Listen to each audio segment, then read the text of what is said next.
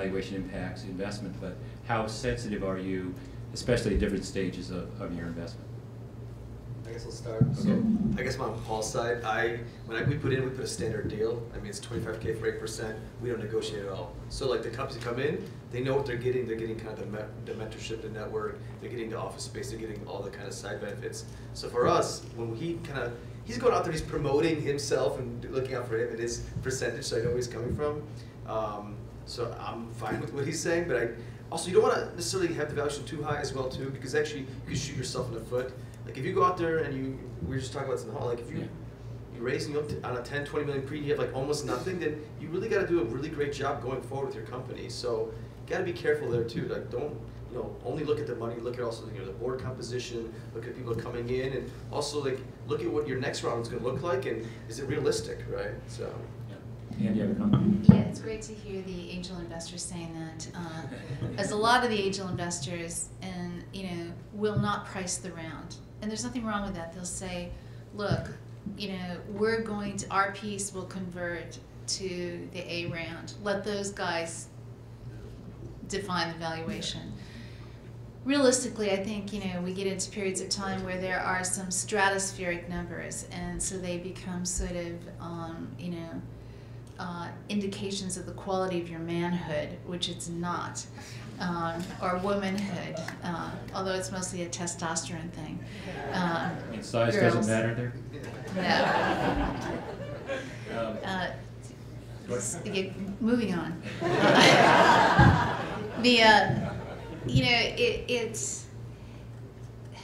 There isn't a certain amount that every company gets, even though they're an angel round or an A round. We do sit down carefully with the companies and figure out, hey, if you spent this money and you're going to need more after you spend that, will you be more valuable? So that when you raise the next round, it'll be at a higher valuation. There is nothing worse than going backwards in your valuation. And again, we have some real rules now on how common stock can be priced.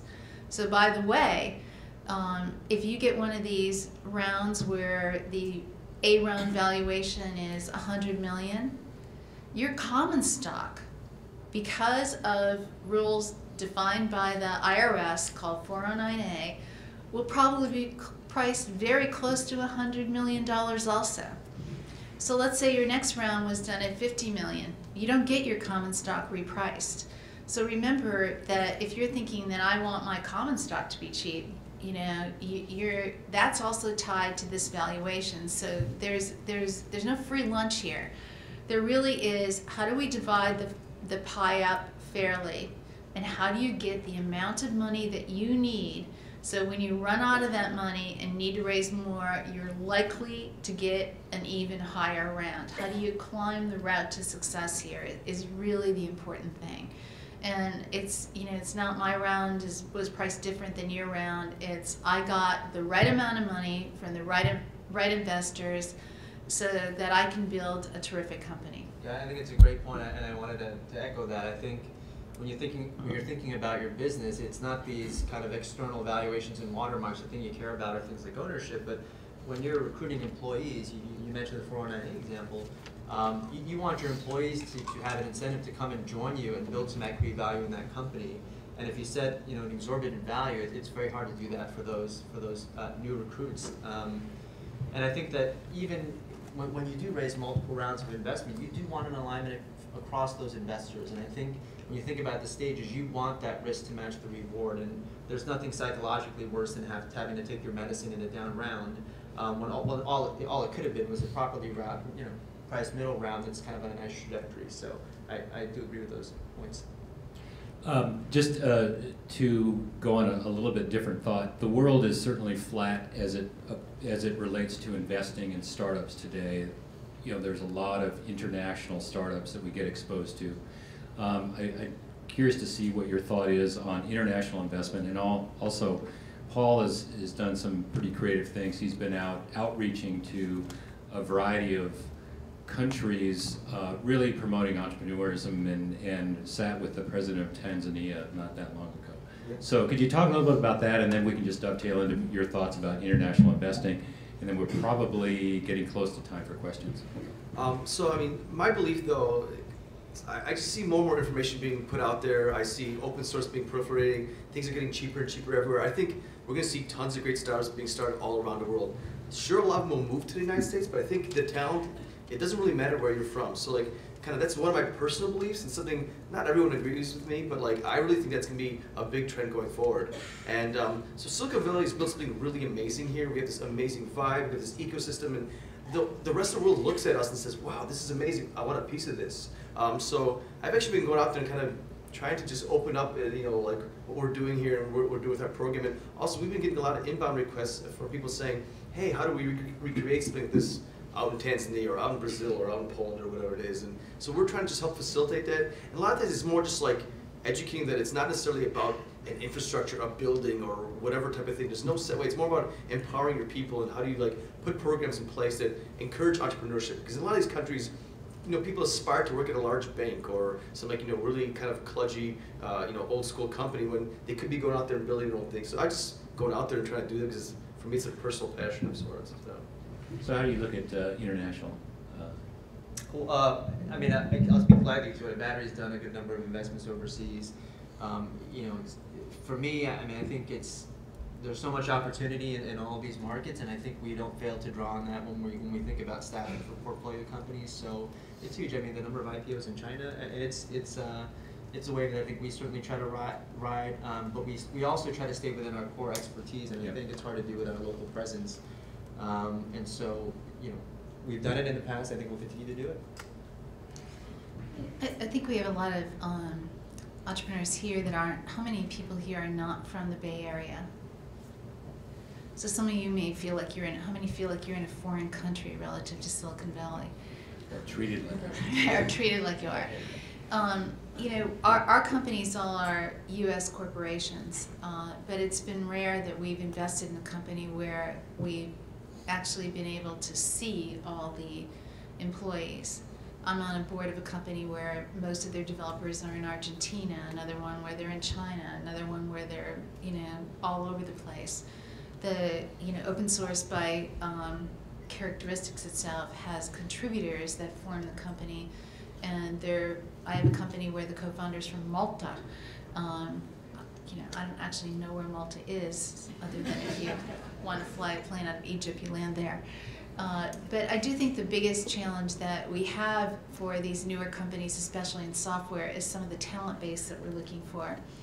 And where we need talent, we'll find it anywhere. And that's the issue we have, you know, I'm from Minneapolis and started a software company there, and I'm always happy to look at companies in the Twin Cities of St. Paul and Minneapolis, because I have relatives there. I sit on my university board, but I don't find as many companies there. And when I do, I then do the talent hunt thing. You know, am I going to find Hadoop developers? Am I going to find HTML programmers? How many algorithm guys are there going to be around? You know, how many people have actually, you know, worked purely in the Java environment? You know, even just like I have to sort of look at, then I start looking at marketing talent. How many people have really understand, you know, developing the freemium model and building the architecture around that, you know, to do lead gen, lead nurturing, you know, social marketing, the whole thing. And so we are getting to a smaller and smaller talent base that we need to sort of start these companies because they're all new skills. And we have a big benefit here in Silicon Valley that kind of we're all doing the same thing. You know, so we have density of talent, huge competition for the talent, but we know how to do that.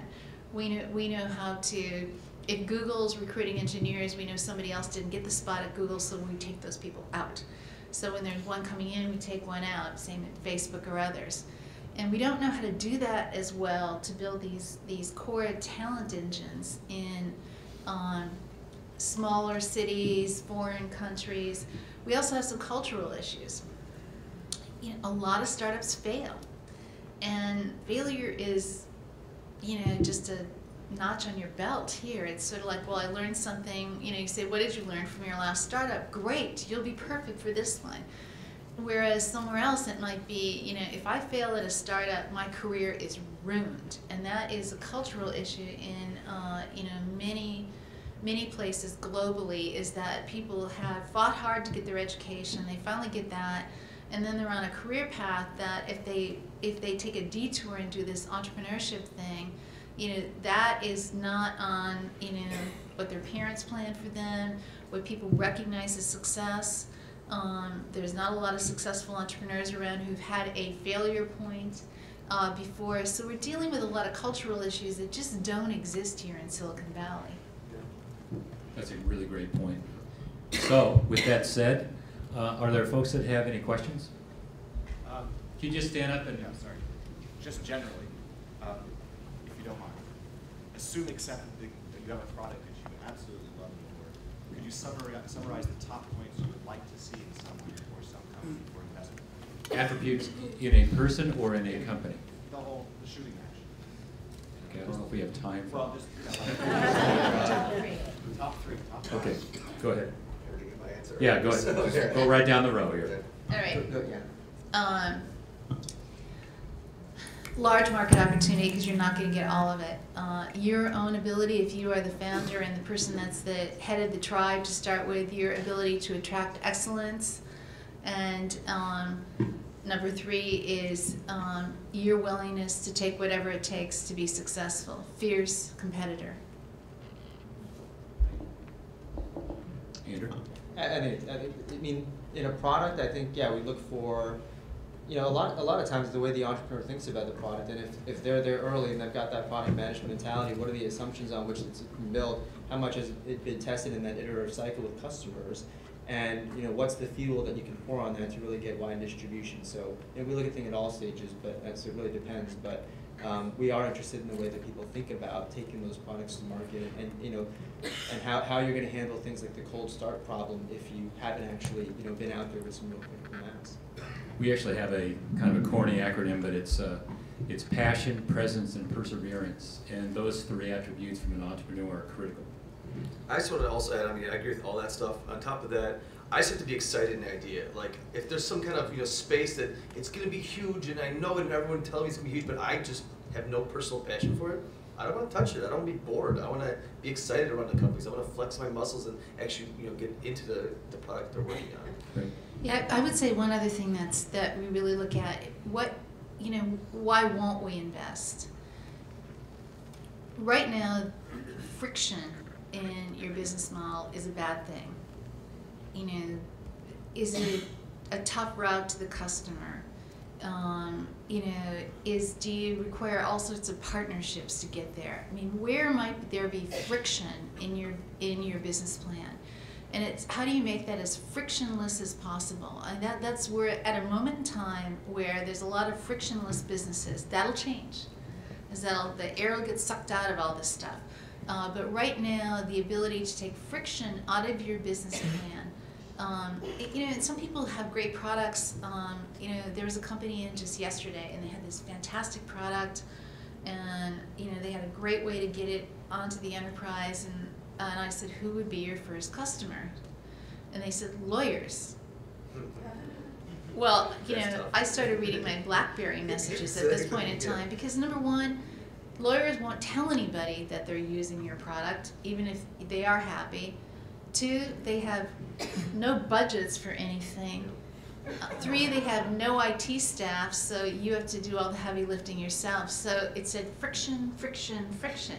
And we were 40 minutes into the meeting, and I was almost getting to that, excitement point, and I thought, that's the dumbest thing I've heard. Yeah. So they asked for feedback, and I said, okay, I was with you until you said the word lawyers, and I love lawyers. We have lawyers with all of our companies; they're important to the thing, but don't make lawyers your customers. There's a few other words like municipalities. That does the same thing for me. Yeah. So sometimes you can be, and all that did. There were many, many customers to choose from, but they chose a high friction customer set.